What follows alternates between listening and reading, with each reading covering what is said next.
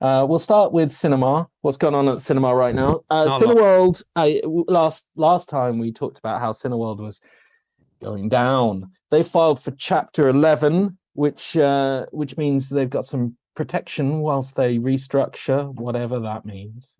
I think the hope is that they find some kind of financial backing and that they prove that they're worth something over the next 6 months. They've got quite a long time.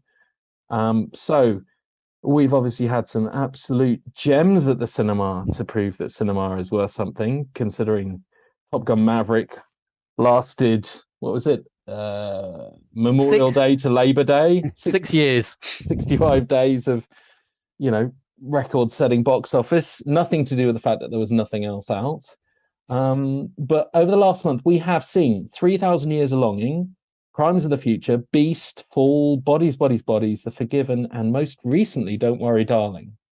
But a lot of these have come straight to digital.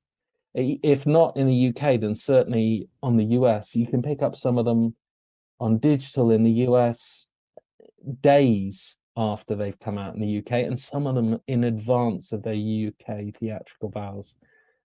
So with these short windows and some particular gems that I noticed Mark has had the unfortunate pleasure of watching, like Retaliators and Jeepers Creepers Reborn, which unfathomably have made it to cinemas. It feels like the theatrical landscape isn't looking fantastic. It'll be interesting to see, I think, how the next few months pan out. Well, I've been thinking about it, though. Didn't we always have this post-summer blockbuster lull, even in the heady pre-COVID times? We never had constant banger after banger after banger, did we? This was a summer blockbuster lull. This wasn't a post-summer blockbuster lull. So it wasn't even pre-COVID. Pre this year, I think the average for summer releases is around 66, in the 60s. We had 20. So 22, I think they got to.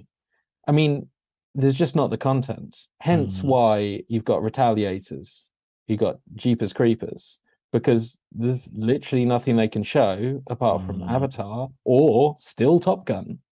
And, I love Top Gun, but the only reason it's still in the cinemas is because there's just no Bugger all else. Yeah, there is. There's no content, so they keep oh, wait a second, we've got 5 extra minutes of No Way Home.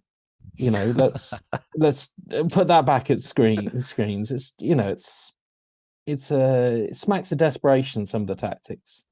I have to say, trying to be enticed to go and see Avatar, trying to see 5 extra minutes of Spider-Man, like some of these things, you can see that there needs to be a change, and it's interesting seeing what's coming out. I mean, Black Adam's not going to do anything for me. Don't Worry, Darling was, because those are both Warner, and they were Warner's last 2 shots for 2022. They had only enough money to promote 2 movies, and they did Don't Worry, Darling, and they did, which has done kind of okay for what it is, but hasn't had fantastic reception. And Tom, of course, loved it. And they got Black Adam. Yeah. So I don't think it's looking great in terms of choices. But does this offer us up an opportunity? I mean, you look at sort of what's at the cinema now, and it's a lot of those smaller films that, interestingly enough, were exactly the kind of films that everyone always said they don't make them anymore. Those small to mid-budget adult type films like Don't Worry, Darling is an example. Then you've got the See How They Run, which I haven't seen, but apparently is a fantastic piece of old school entertainment. And so does this offer up an opportunity, for example, to maybe see cinema move back to correct itself with more of these smaller to mid-budget releases? I mean, obviously we need the quality, which we don't have at the moment. But I think it's a tough thing, because I feel like unless it's really good, or it's got a real big reason for why you should see it at the big screen, I'm not entirely sure I'm sold on there being a place for the 6s and the 7s out of 10s out there. I mean, maybe it's just a change in dynamic, but Maverick proved that there is still a place for big blockbusters done right. But there is, like you say, a place for, I would say, bodies. Going to see a good movie at the cinema, it's still a good movie.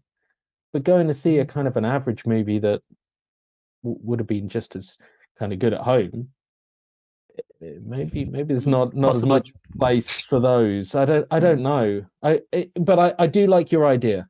So if we can go with that, let's do that. Yeah. The small to medium budget saves the day. I like the idea that we could certainly bring budgets back in check, because I definitely think they ballooned out, and I don't think things need to be all effects driven nonsense.